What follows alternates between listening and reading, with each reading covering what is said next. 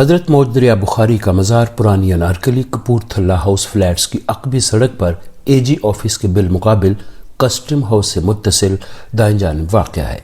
اس کے ارد گرد کا علاقہ اب اورنج لائن ٹرین کے زیر تصرف ہے۔ حضرت موج دریا بخاری کا تعلق اچ شریف کے روحانی خاندان سے ہے۔ مغل شہنشاہ جلال الدین اکبر سے لے کر مہاراجہ رنجیت سنگھ تک آپ کے معتقد تھے۔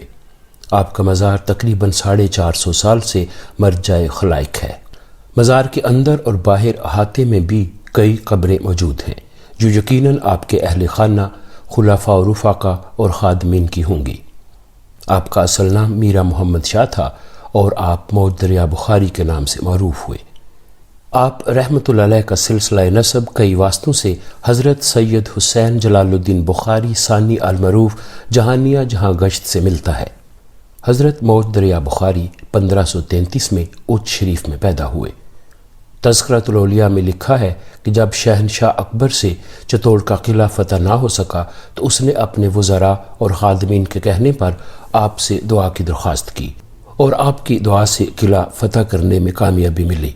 بادشاہ نے آپ سے لاہور میں قیام پذیر ہونے کی درخواست کی تو حضرت موج دریا بخاری رحمۃ اللہ علیہ نے رضامندی کا اظہار کیا اور اچ شریف سے لاہور تشریف لے آئے۔ تحقیقات چشتی کے مطابق بادشاہ نے آپ کے نام بٹالہ میں 9 لاکھ روپے کی جاگیر وقف کر دی۔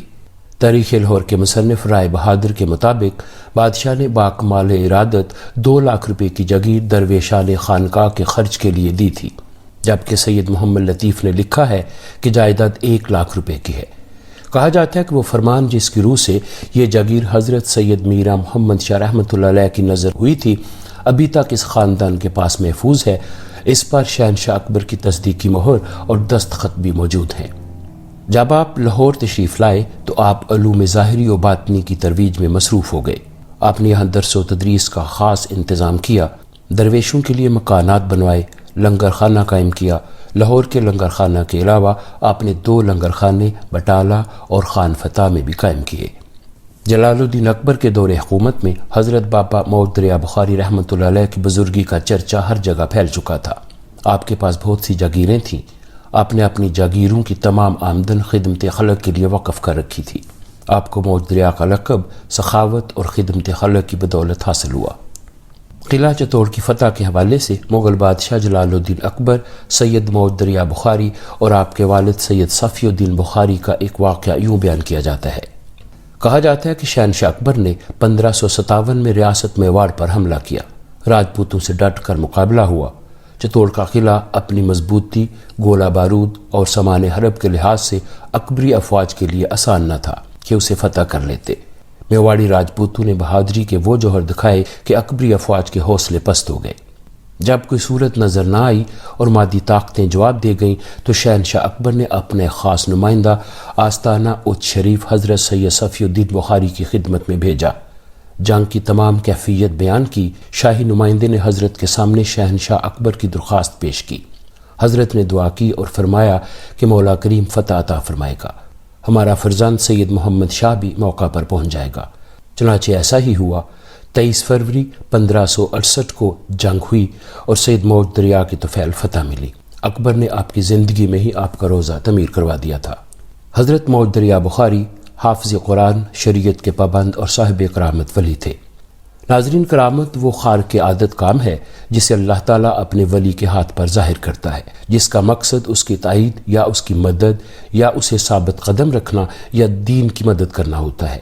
وہ اللہ تعالیٰ کی طرف سے عطیہ ہے، کوئی ولی اپنی کوشش سے اسے حاصل نہیں کر سکتا۔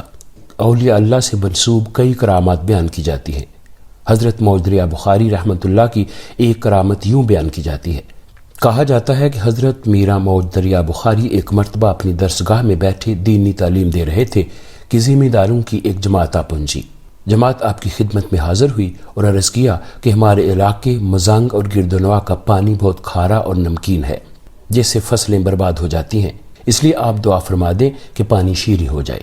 آپ نے اسی وقت بارگاہ الہی میں گریہ وزاری کے ساتھ پانی کے میٹھے ہونے کی دعا کی اور پھر اللہ تعالیٰ کی قدرت سے مزنگ کے علاقے کے تمام کنوؤں کا پانی میٹھا ہو گیا۔ مزنگ کا یہ علاقہ آج بھی اسی نام سے لاہور میں موجود ہے۔ حضرت سید میرا محمد شاہ موعود دریا بخاری کا وصال 17 ربیع الثانی 1013 ہجری بمطابق ستمبر 1604 میں ہوا۔ آپ کو لاہور میں پہلے سے تمیز شدہ روضہ میں دفن کر دیا گیا۔ حضرت موعود دریا بخاری کے مزار کے ساتھ ایک شاندار جامع مسجد بھی موجود ہے۔ ناظرین، صوفیہ نے تعمیر ملت کا فریضہ نہایت خلوص سے سر انجام دیا۔